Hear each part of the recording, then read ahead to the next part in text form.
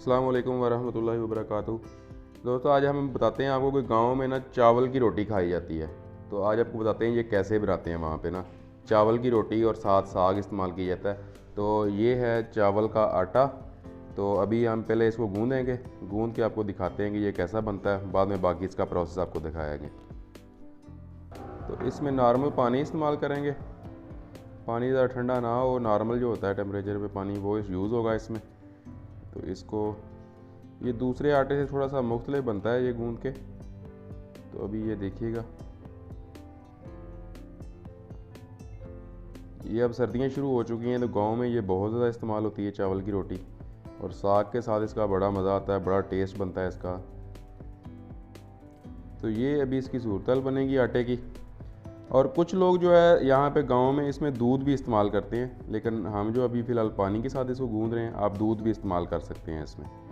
दूध के साथ ज़रा टेस्ट और इसका अच्छा हो जाता है। जी, ये आटा गूंद के तैयार हो चुका है। इसको 5 से 10 मिनट का हम स्टे देंगे इसको, और उतनी देर में हम जो है वो तवा ऊपर चढ़ा देंगे, और ये घी के अंदर ये बनता है ये। तो अभी हम इसको 5 से 10 मिनट स्टे देते हैं, उसके बाद आपको दिखाते हैं फिर। अच्छा, कुछ लोग होते हैं वो अगर किसी ये आटा जो होता है ना, जब गूंदा जाता है तो ये थोड़ा सा भुरभुरा होता है ये। तो कुछ लोग क्या करते हैं कि इसको पानी में घोल के जो है ना वो सिंपल तवे के ऊपर डाल के भी आप इसको बना सकते हैं, लेकिन थोड़ा सा टेस्ट में फ़र्क आ जाता है। लेकिन ये गूंदने में थोड़ा सा मुश्किल होता है क्योंकि ये थोड़ा सा भुरभुरा बनता है आटा इसका। तो आप इसको पानी में घोल के भी जो है तवे के ऊपर रोटी इसकी बना सकते हैं। इस तरफ हमने तवा जो है ऊपर चूल्हे के चढ़ा दिया है। तो अभी हम इसके जो वो आम रोटी की तरह पेड़े बनाएंगे इसके, और बाद में इसको बेल के जो है ना वो इसकी रोटी बनाई जाएगी। जी, इसकी इस तरह ये पेड़े बनेंगे, और इसमें खुश्क आटा आपने इस्तेमाल नहीं करना। हाथों को अगर आप हाथों के साथ ये चिपके तो हाथों को जो है वो ऑयल लगा सकते हैं, ठीक है।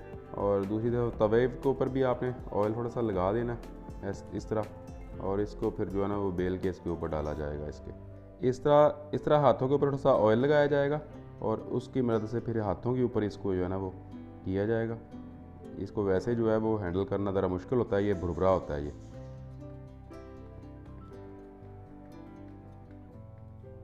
ये इस तरह इसको हाथों के ऊपर करके ये तवे के ऊपर डाल दी जाएगी, और ये ज़रा अच्छे से घी में ये तैयार होती है ये, फिर इसका मज़ा बनता है। इसको ऐसा सा जो तवे से आपने छुड़ाते जाना कि साथ चिपके ना ये, और बड़े ये टेस्ट आता है इसका साग के साथ।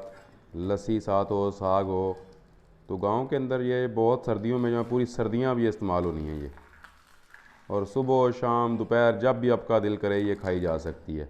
थोड़ी सी हैवी होती है ये, लेकिन इसका टेस्ट जो है वो बहुत ज़बरदस्त है, और बिल्कुल गांव की जो एक नेचुरल लाइफ है उसके अंदर इसका टच बहुत ज़बरदस्त है। ये गांव में बहुत इस्तेमाल होने वाली चीज़ है। तो इस तरह आपने इसके ऊपर भी घी लगाना है, और इसका जो फिर उल्टा देना आपने ऐसे।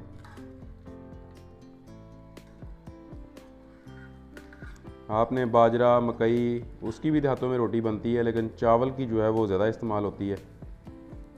तो उन दोनों रोटियों से इसका टेस्ट जो है ना वो ज़्यादा आता है इसका। ये दूसरी तरफ हमने एक फ्राई पैन रख दिया है, इसमें आप अभी साग जो है साथ वो फ्राई कर लेंगे, क्योंकि इसका जोड़ तो साग के साथ ही है ना। तो अभी फिर दोनों चीज़ें आपको दिखाते हैं। ये रोटी हमारी तकरीबन पकने लग गई है। अब इसका कलर देखने में बड़ा ज़बरदस्त कलर इसका आ रहा है इसका। नहीं जी, रोटी हमारी पक के तैयार हो चुकी है। अभी हम इसको नीचे उतार लेंगे। लें जी, रोटी हमारी बिल्कुल पक के तैयार हो चुकी है। अभी इसके साथ जो है हम साग फ्राई करेंगे, और फिर इसका जो है ना वो टेस्ट करते हैं इसका। ये एक और रोटी हमारी बन के जो है वो तवे पे आ चुकी है। मैंने कहा जब तक हमारा साग फ्राई होता है तब तक हम एक और रोटी बना लेते हैं।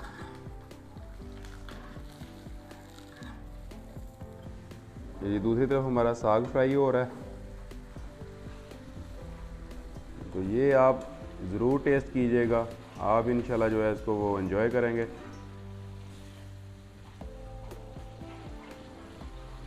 सर्दियों में जो है वो देहातों में ये आम जो है वो एक सौगात की तरह यहाँ पे इस्तेमाल होता है सर्दियों में, और लोग बड़े शौक़ से इसको खाते हैं, और इसका मज़ा और टेस्ट बड़ा ज़बरदस्त है इसका। साथ जो है हमारी रोटी भी तैयार हो रही है, और साथ हमारा जो है वो साग फ्राई हो रहा है। रोटी भी हमारी तकरीबन तैयार हो चुकी है, और जो साग है वो भी तकरीबन हमारा फ्राई हो चुका है।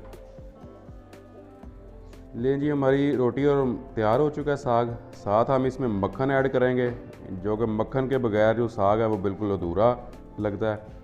तो ये अभी देख रहे हैं आप, गांव की बिल्कुल सादा और देसी जो ज़िंदगी है और बिल्कुल सेहत अफ़ज़ा ज़िंदगी जो है।